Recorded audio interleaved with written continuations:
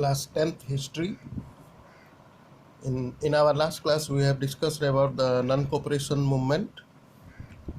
In this class, we will discuss about the withdrawal of the non-cooperation movement. Gandhi withdrew the non-cooperation movement in 1922. It was because of the reason of violent incident that took place at Chauri Chaura. This is a place Chauri Chaura in the state of Uttar Pradesh.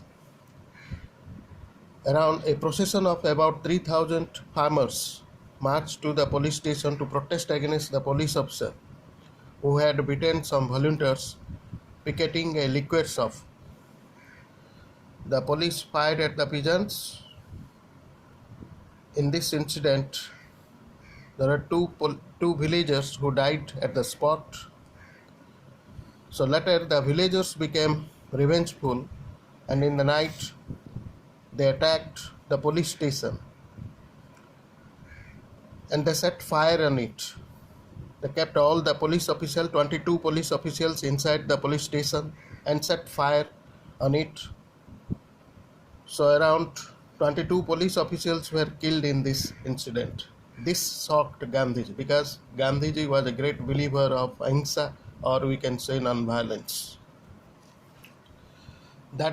This incident responsible for the withdrawal of non-cooperation movement. The next important part of this chapter is the next important movement in the life of Gandhi is the civil disobedience movement, which took place in 1930. But there were certain reasons for the beginning of this movement in 1930. The first reason was Simon Commission, the visiting of Simon Commission to India in 1928. In 1928, the British government sent the Simon Commission. This commission was appointed to examine the Act of 1919. The Act of 1919 means the British government introduced some reforms, constitutional reforms in 1919. So it wanted to examine its benefits, and they wanted to bring some of the reforms, further reforms. So they appointed the Simon Commission. This commission visited India, no doubt, but it was opposed in India because not a single Indian were the member of this commission. Not a single Indian was a member of this commission, so it was boycotted by the Indian National Congress.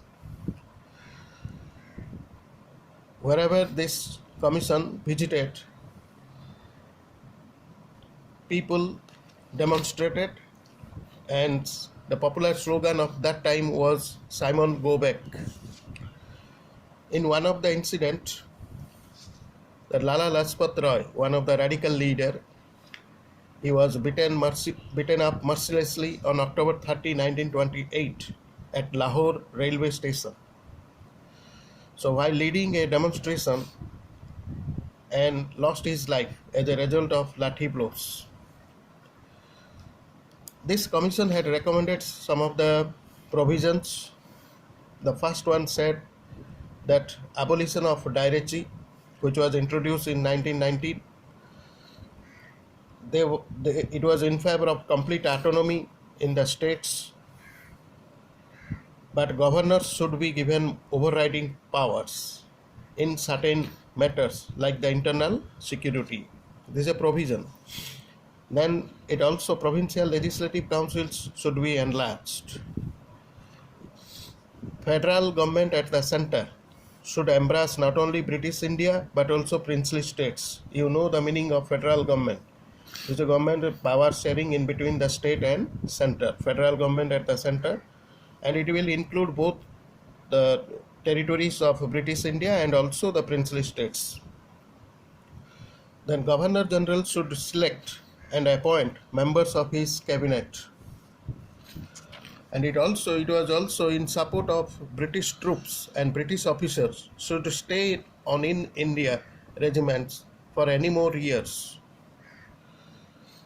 High Court should be under the administrative control of the Government of India. This is sixth provisions. Communal representation was to continue,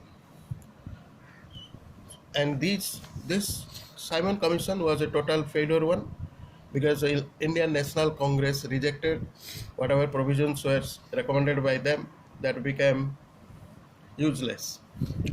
Then in 1928, Motilal Nehru submitted the Nehru Report. The Indian leaders, they prepared a constitution for the people of India. And in this Nehru Report, importance was given on dominion status for remanded dominion status. This dominion status means in those days, some of the countries like Australia, New Zealand, people enjoyed their dominion status. Internal sovereignty was given to them. Internal independence was given to them, but the sovereignty resided in the hands of British. This system was demanded by Nehru Report. And here joint electorate system was demanded by Motilal Nehru.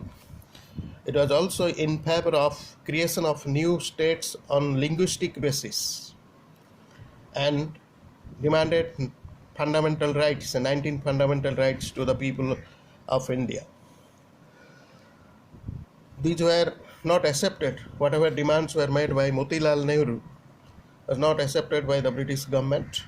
So we can say that a rejection of Nehru report by the British government. This led for the civil disobedience movement.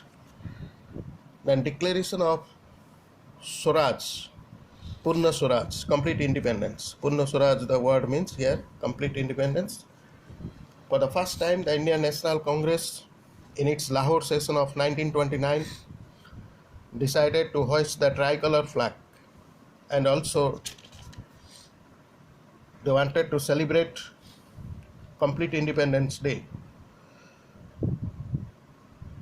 Decision was taken in 1929, but in 1930, the next year, 1930, that the complete Independence Day was celebrated at Kolkata session of Indian National Congress, where Motilal Nehru hoisted the tricolor flag. It was a very important event in the history of India. First complete Independence Day was observed in 1930.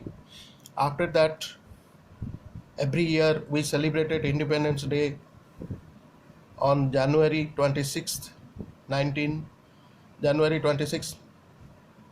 It continued up to the final independence of India. So these events ultimately led for the civil disobedience movement, which was started in 1930 by Mahatma Gandhi. The date was 12th March, started at Dandi.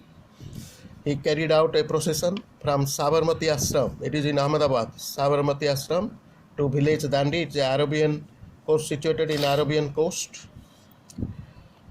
And with this, the civil disobedience movement was started.